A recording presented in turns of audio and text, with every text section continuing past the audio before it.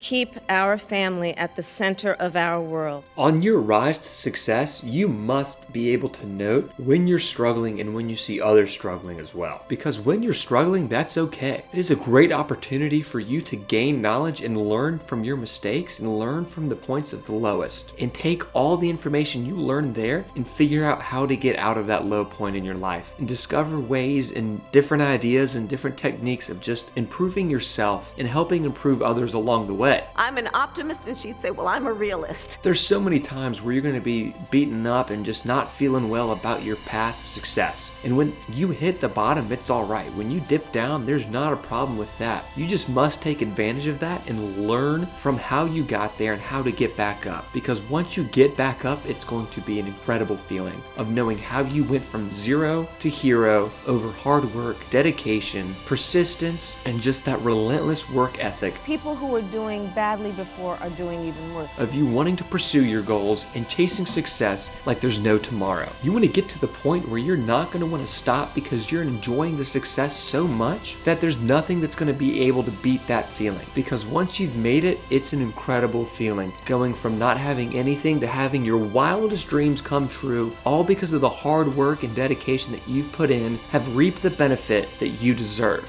Dream with ambition. Lead with conviction.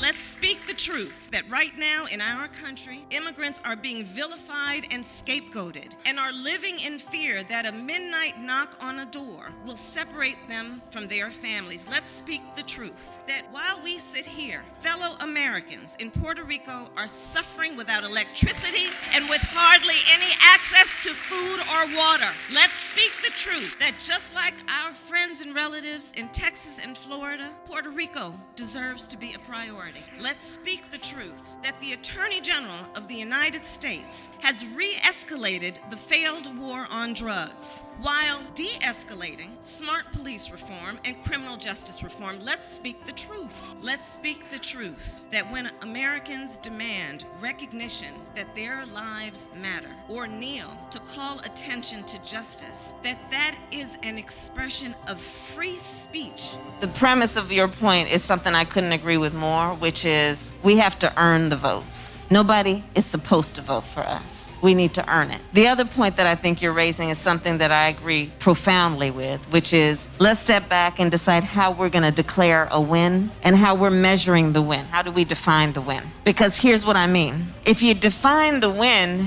as just simply beating Donald Trump, then the job is over the day we get sworn in. But if you define the win as winning, to actually confront the issues, then the job begins the day we're sworn in. So I couldn't agree more with the spirit with which you make the point. My parents met when they were active in the civil rights movement, marching and shouting. There is not a black man I know, be he a relative or friend. I grew up understanding how the system works. And it was the very distrust that so many have today that propelled me to become a prosecutor, because I decided, well, there are many ways to deal with the system. I'm going to choose to go in the system to see if I can't help reform it from the inside. And these women inspired us to pick up the torch and fight on when my mother, the most important person in my life, passed away from cancer. And even as she taught us to keep our family at the center of our world, she also pushed us to see a world beyond ourselves. She taught us to be conscious and compassionate about the struggles of all people, to believe public service is a noble cause, and the fight for justice is a shared responsibility.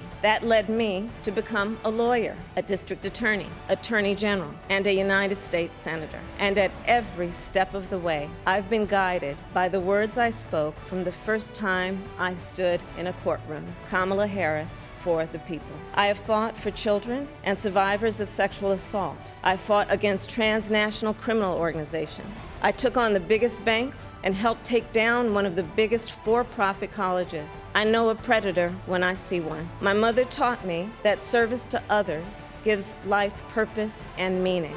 And in my own life, lawyers like my Uncle Sherman were the ones who our family and friends would always call on when there was a problem or something went wrong, and when people needed help. And as I stand before you today as the second black woman elected to the United States Senate and a candidate for President of the United States, because as is so much about America's history, the roots can be found here in South Carolina and with this chapter for this thing called justice. And the heroes of my youth were, of course, the lawyers of that civil rights movement: Thurgood Marshall, Charles Hamilton Houston, Constance Baker Motley. Those individuals who understood the skill of this profession of law to translate the passion from the streets to the courtrooms of our country, and to do the work that we know must always be done, of fighting for that promise we articulated in 1776, that we are all and should be treated as equals. And so growing up, of course, they demonstrated how the law can be a tool for fairness and a weapon in the fight for justice.